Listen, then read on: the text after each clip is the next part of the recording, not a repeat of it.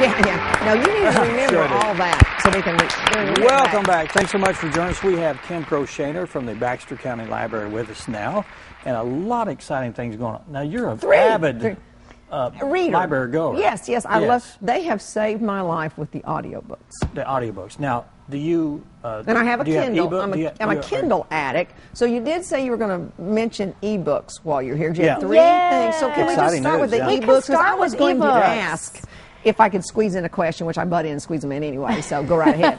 Well, sure. We've had ebooks available for a while, and then not too long ago, we were able to offer ebooks for Kindle. There was a little bit of a delay in getting the Kindle books up and available through the library, but we can now... What's the difference between a Kindle book and an ebook? Is there any difference? There's no difference in the book itself. It's just the technology that allows you to get that electronic book onto your reader. Yeah. So I don't have to go to the library to download that book on my Kindle, do I? You don't. In fact, to download books onto your Kindle or any e-reader, you go to the library's website, baxlib.org,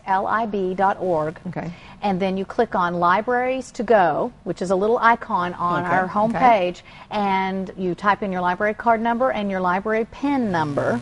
And if you don't have one, you need to come to the library and establish a PIN number. I don't have one. Okay, and once you have that, then it opens up the whole catalog of electronic books, and there's also audiobooks that you can download off the site as well, and some videos. Cool. Good. Now, how long do they stay before they disappear? 3 weeks? Your checkout time is 2 weeks. 2 weeks, and then it just is the same as a regular so it just mysteriously book that you will can disappear check off out. my e-device after 2 weeks. It will. Okay. And you can check out up to 5 items at a time through Libraries to Go. It's completely separate from your limits on your our physical collection, so you could have a lot of books checked out from the library, plus 5 ebooks or audiobooks or any combination of those through Libraries to Go. Now, I asked you earlier because I'm intrigued by this. Now, when you download an ebook, how does it know how to disappear? You said use the word disappear. It's magic. It's magic. I don't know these things. Yeah. Okay. Well, so basically, tell us how this technology works, Kim. She's an arts major, okay? I didn't invent the technology. But if someone's at home and the day comes when it's supposed to be returned, there's no returning. It just disappears. It just goes away. The beauty of this is you won't have any late fees because it returns itself. And you don't have to go to the library to pick it up once I go get my PIN number. Right. Okay? Because and audiobooks, of course, I've become a big fan of audiobooks.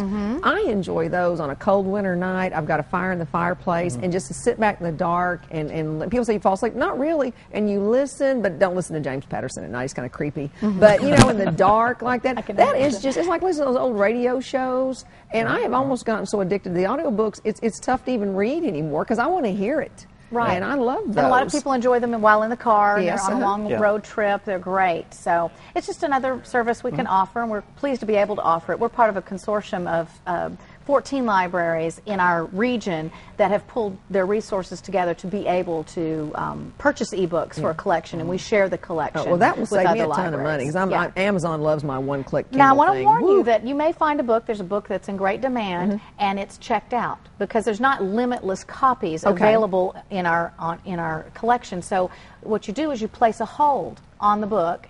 You go into a queue, and it will notify you when your book is available. I spoke with a woman the other day. She said it took about a week to get the book she wanted, and it was no big deal. They email you when it's available. Oh, email, okay. And you're notified, and then you're able to download it right away, and it's usually not a very long wait at all. But, you know, if it's a high-demand item, it may be a short wait to be able to get it. So you physically buy these books? We do, and the the libraries in the consortium do. So in order for the publisher to keep it secure, there is also a waiting period, but also a time that you can keep it and then it disappears, like what you're talking about. So that's how it's all built into probably the software. Right. Okay. Now I'm okay. And Kim now. is not. I hope that helps you. I don't know. It works. Well, I liked magic myself. I was perfectly okay when Kim said it's magic. Yeah, but it's programmed to do that. That's all we know. But a guy's wanting to figure out the nuts and bolts of it. So well, I'm you satisfied call now. Vince Anderson or somebody that's a math geek over there and let you know. I don't know that even Vincent could help you with that. Vincent's good Now, with that stuff. how about people at home? And I asked this question earlier because we had someone from the Boone County Library. What about those people at home that aren't geeky at all and don't have the technology? They say, well, that's going to interfere with my selection of physical books. Oh, no. Yeah, not at all. Of Okay. course, not at all. And it just only enhances your ability to read anytime, Gives you anywhere. a better option. Yeah, and I will another tell you option. that if you're intimidated by the technology and someone happens to give you, say, a Kindle for Christmas, the library has been and will offer more how to download books from our library website onto your device. Whether it's a Kindle or any other device, you can go to our website, you can check a schedule for classes and register for one of those classes. There's no charge for the class. We want to help you learn how to use that service. And the class probably doesn't take 15 minutes. I mean, It's pretty brief, and you learn how to do it. It's not as difficult as you think. And it's just another way to read. People that have been intimidated by the technology of computers and the typing and all that stuff, a Kindle is very easy. You turn it on and it's a touch thing. iPads, you can download to your iPad, even your smartphone. Okay. I've seen people read on there. That's a little tiny for me. It's a little tiny for me too, but I have downloaded books onto my But not iPhone. while you're driving. It's kind of hard to see. Yeah. That's why there are audiobooks. That's why there are audiobooks to listen to. And you can download those on your phone, too, so you can put everything in your phone. It's great. But I love that, because the whole thing with the Kindle, I decide I want to read a book, and 30 seconds later, I'm reading it. It's there. So now that the library's in it, you're going to save me a fortune. Exactly. That's the beauty of it, is you don't pay for these like you would if you were purchasing the books. Yeah. So that's my excitement. That's the ebook. Yeah. Reveal to Dan something else. That's going to the Okay, library. let's reveal some more. Okay. Programs in December at the library. There's one special one coming up on December 10th. It's for the whole family. I know we've had a lot of things that are going on to December 10th here on the show today, but actually this one will fit in nicely. You can go do the Jingle Bell run in the morning, early morning, and then at 10:30, come over to the library for a production of A Christmas Carol. And this is being done by the touring company from the Arkansas Arts Center in Little Rock. They are always wonderful performances, very professional, incredible for children, especially, but for the whole family. Is this an adult group? The players are usually adults, but the programs are for children. Okay. But it's something for the whole family, and there's no charge, no reservations required. Just come on December 10th at 10:30 to the library and enjoy a Christmas-themed production. Cool. A Christmas Carol. That's just a tradition at Christmas. Oh, wonderful, wonderful. And we also have a lot of other things going on for Christmas through the month of December. You can check our website. We have the teenagers are doing an ugly sweater party. We have a couple of movies. I've been to one of those. Those are hysterical, quite frankly. Yes. Okay. Well, we have people that are scouring the countryside right now looking for the ugliest of sweaters. So It's ugly So they Christmas come and compete. sweater. You know, Yes, those it's- hideous yes, with Christmas the Christmas trees sweaters and the that- ornaments dangling off yeah, of them that and people everything. give you, That's yeah.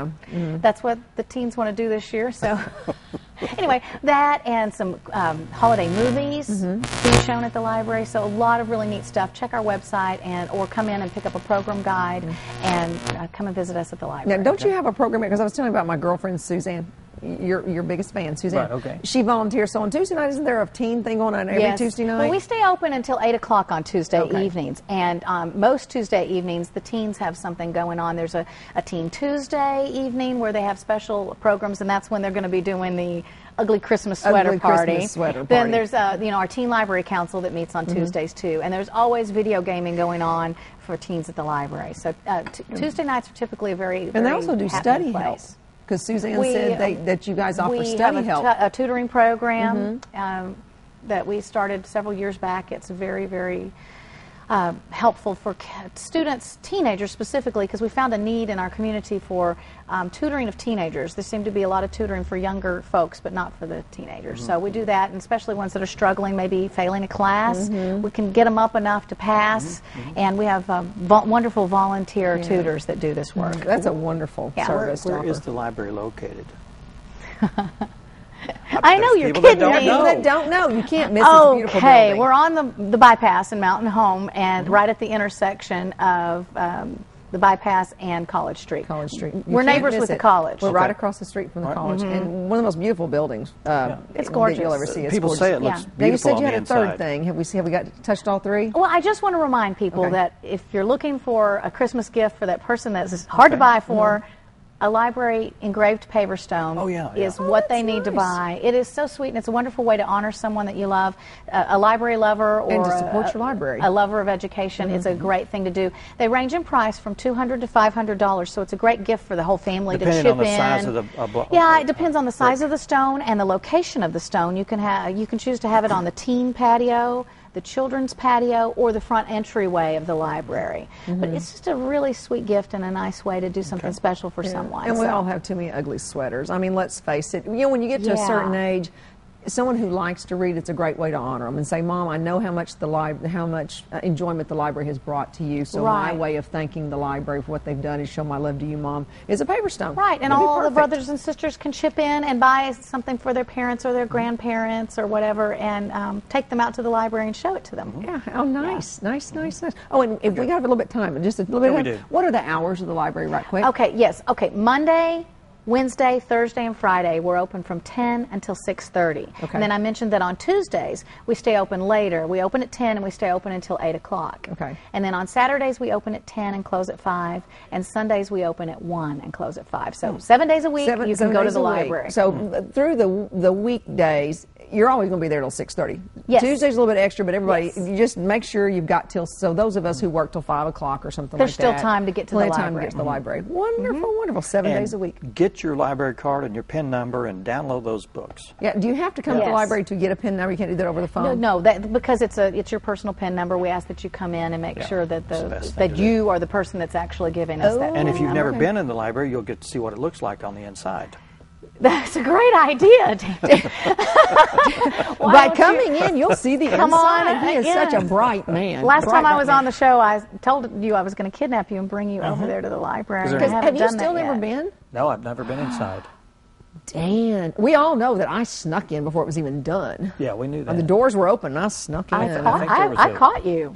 Somebody did, and I said, I promise I won't open any locked doors, but I just could not wait to see it. It really, really is something. That was an arrestable offense. People should envy Baxter County. It's a beautiful. It's beautiful from the outside. And the number of programs and things you guys offer is just wonderful. Thank you. I could not be more proud and excited about the Baxter County Library. It's a jewel. We are fortunate with a capital F. We really are. So that's my promo. Go to the Baxter County Library. It is worth every penny, every ounce of work that the committee put on to bring it here. It's been great. Kim Sheaner from the Baxter County Library, thanks so much for being here. Thanks for bringing that great information about what's going on. The ebooks is phenomenal because everyone's going to get a Kindle or one of those devices, and they'll be sure to come down and get a library card from you. Right. Yeah, pads are big. Those tablet things are. That's the hot Christmas item. That is. Thanks for being here. Thank you. And we'd like to thank all the show, Mike Beam, also Dorothy Judd and Phyllis Holmes, and Sir Scott. Yes. And Marianne Sherman. And then Kim Sheaner from the library. Yeah. And thank you for coming back. Thank you. You were late today. Well, we had a faculty meeting. I was a little nervous. I sent you a text. Yeah. I was at a faculty meeting. I even left early, so I told him if they fire me, he's going to pay me a lot more. I tell you. I snuck out of that faculty meeting. We got to go. We got to go. Totally out of time. We will Thanks see so you much next for joining week. us. See you again next time.